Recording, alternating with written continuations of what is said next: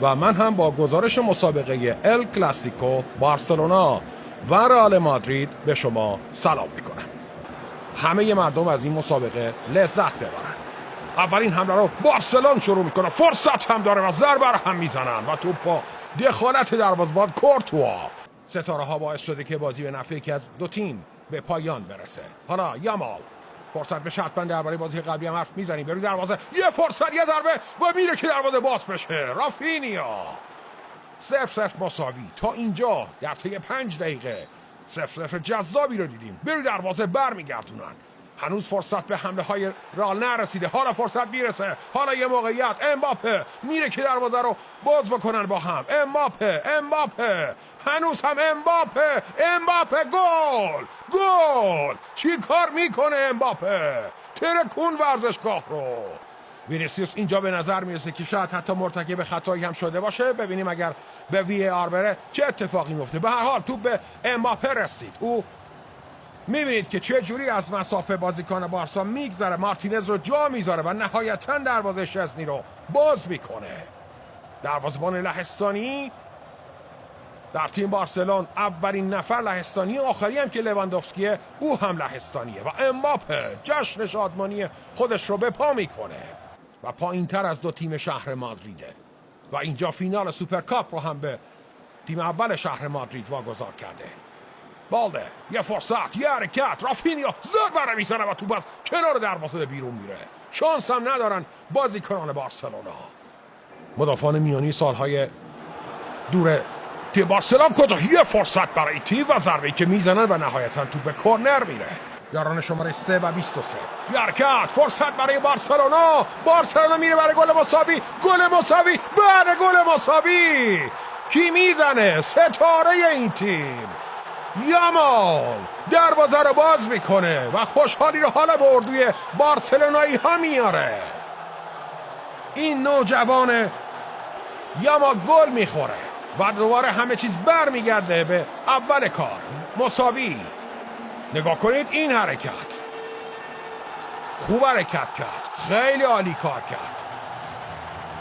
واقعا بهش نمیاد 17 ساله باشه. یه جوری بازی میکنه انگار 27 سالشه. خیلی با تجربه بازی میکنه و این دلیلش فقط یه چیزه، انقدر بازی کرده و انقدر به او انگیزه دادن، بها دادن به عنوان این نوجوان تا شده ستاره فوتبال دنیا. بلافاصله حرکت برای تیم رئال.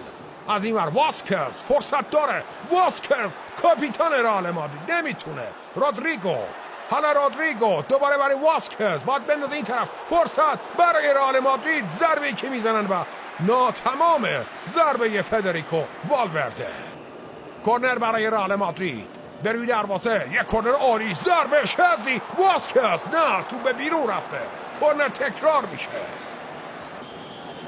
حالا با این توپ چه خواهند کرد؟ یه فرصت، وینیسیوس میتونه حرکت بکنه. وینیسیوس حرکت کرد، وارد محوطه جریمه شد، میتونه حتی پنالتی بگیره. وینیسیوس هنوز صاحب توپ، ارسال به دروازه، برگشت توپ و حالا شوت از راه دور که بی ثمره و توپ بیرون رفته از این بازیکن ادواردو کاماوینگا.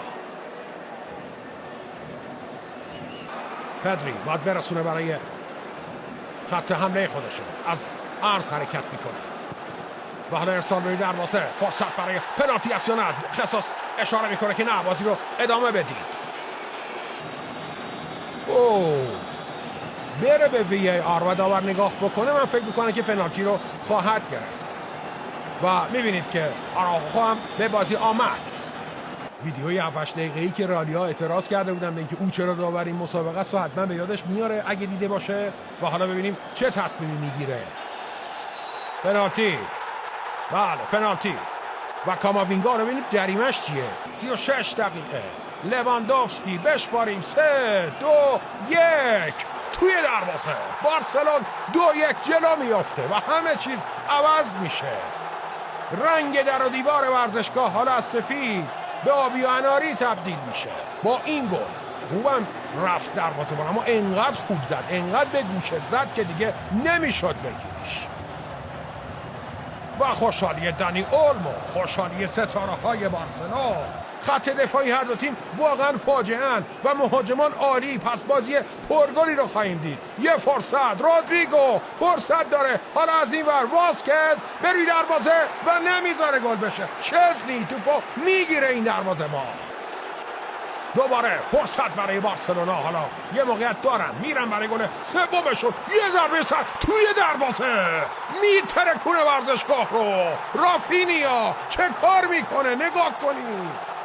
واقعا این فوتبال قرن آینده است. فوتبال این قرن نیست. فوتبال برای آینده رو نگاه میکنید. چقدر عالی. نگاه کنید این کوچولوی بارسلونایی رو، از شادی در پوست خودش نمی گنجه. چی کار کردن؟ از اونجا سانتر عالی. این سانتر این سالها واقعا ندیدیم که به گل تبدیل بشه، اما اینجا شد. و این ضربه تماشایی چه جوری میزنه، با چه قدرتی میزنه، از شوت محکمتر میزنه. رافینیا گل فوق‌العاده‌ای میزنه و نتیجه رو 3-1 میکنه. حالا جالب اینم بگم که قبل از بازی اصلا تو خیلی از ارنج‌های پیشبینی و احتمالی سایت‌ها اسنسیو به جای شوامنی بود، ولی در بازی شوامنی آمد و اسنسیو رو نیمکت نشست. یه فرصت دیگه برای گل چهارم بارسلونا. چه کار خوبی میکنن. رودریگو میتونه رئال تو این بازی تا قبل از پایان نیمه گل بزنه یا نه. نگاه کنیم فرصت برای واسکز به بیرون، به عقب، دوباره برمیگردونن. باز هم امباپه ضربه سر، یه فرصت، یه موقعیت، حالا شاید بشه گل. نه، باز هم شزنی میاد و توپو میگیره. گاوی، یامال، یه حرکت، یه فرصت، ضربه‌ای که میتونه به طوق دروازه بره. تیم 1-0 جلو افتاده که الان 3-1 عقب مونده از بارسلون.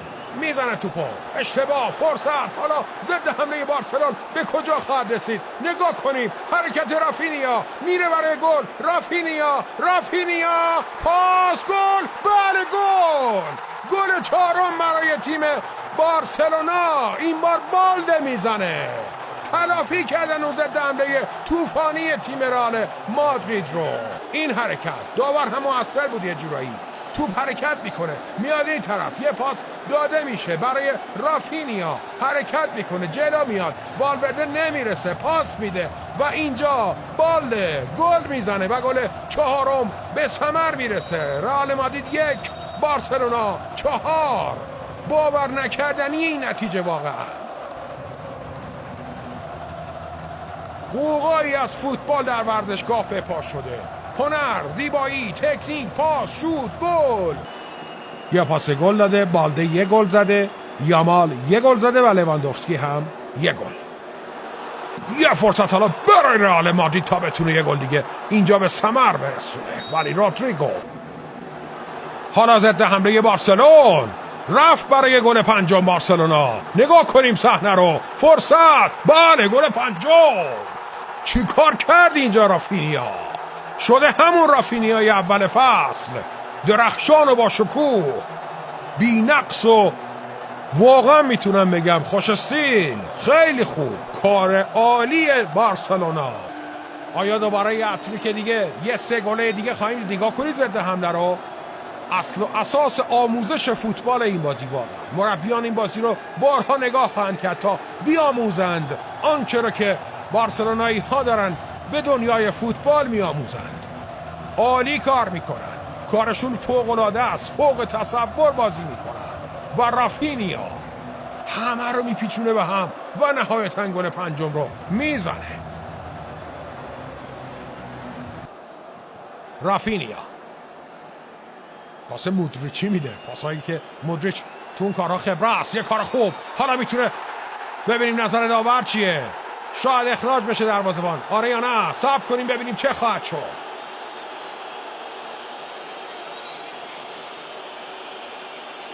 کارت زرد عجیبش در آورد. نه آفساید که اصلا راجع به آفساید فکر نکنید.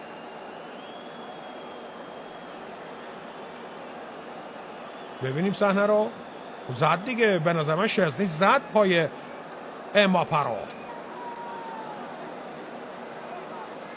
از این زاویه هم ببینیم، پا روی پای امباپه. وی ای آر، خطا که گرفته شد. و کارت قرمز هم بیرون آمد. قرمز برای شزنی. حالا باید تعویض انجام بشه، به خصوص اگر این توپ گل بشه رئال امیدوار خواهد شد. رودریگو میزنه و گل توی دروازه. پنیا چه دروازه‌بانی کرد، نیومده گل خورد و حالا بازی شد 5-2. 3 گل اختلافه. حالا نیم ساعت 3 گل، رئال 3 گل لازم داره. نگاه کنید چه گلی، چه ضربه ای. بعد شانسی هم آورد، تو به تیر خورد و رفت توی دروازه.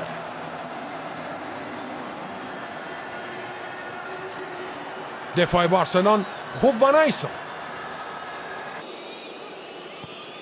ضربه کارنر این بار به تیر 2. پنیا حالا خودش رو ثابت میکنه با این پروازه. یه گلر نیاز به یه همچین حرکاتی داره تا گرم بشه. حالا گرم شد. یه پاس عالی، فرصت تماشایی برای بازیکن رئال مادرید. والورده میفرسته توپو و کورنر میشه. حالا ضربه ایستگاهی که لوکا مودریچ خواهد زد. نه اون نمیزنه. رودریگو یه بار دیگه خوشش اومده از اینکه با ضربات این گونه گل بزنه و وینیسیوس هم که روی نیمکت نشسته تا هموطنش رودریگو در میدان حضور داشته باشه. رودریگو، کنده، این بار خطا اعلام میشه. یامال. همه بارسایی ها منتظرن که بپرن وسط زمین، بودن و جشن قهرمانی رو بپا کنن. رئال مادرید در حسرت 7 گانه ماند. قرار بود هر 7 جام این فصل رو بگیرن ولی نتونستن و این جام از دست دادن.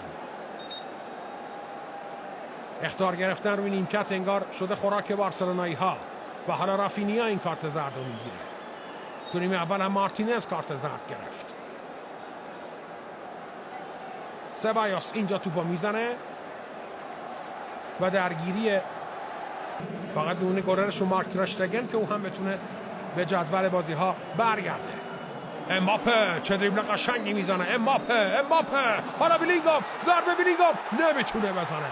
جو تایم بود، وقت گل زدن بیلینگام بود اما بخت او با این گل باز نشد و نتونست که 1 دقیقهش گذشت.